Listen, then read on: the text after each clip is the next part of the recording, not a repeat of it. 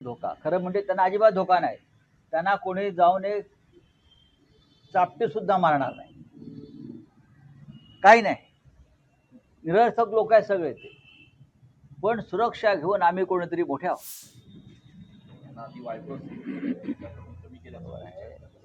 सिक्युरिटीचा फार सोर्स कोणी धरू नये. सिक्युरिटी या देशामध्ये फक्त भारतीय जनता पक्षाच्या लोकांना धोका आहे आणि संघाच्या लोकांना धोका आहे. त्याच्यामुळे त्यांना Z+, डबल Z+, कमांडो, बरं का, NSG कमांडो किंवा शिंदेचे लोक जे फोडून देतात त्यांना सिक्युरिटी. बाकी इतर पक्षातले जे प्रमुख लोक आहेत ते निर्भय आहेत. आमच्या आसपास याची कोणाची हिंमत नाही. मी या मताचा आहे.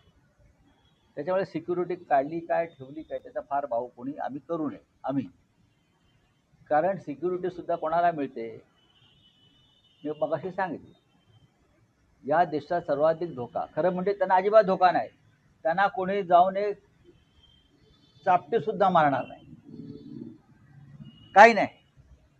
निरर्थक लोक आहे सगळे ते, पण सुरक्षा घेऊन आम्ही कोणीतरी मोठे आहोत. बरं का, आमच्या जीवाला किती धोका आहे. आम्ही किती मोठं राष्ट्रकार्य करतो. राष्ट्रकार्य दिसते आमचं काय आहे ते, पहा ना तुम्ही. सोडून द्यायचं. साहेब, राज्य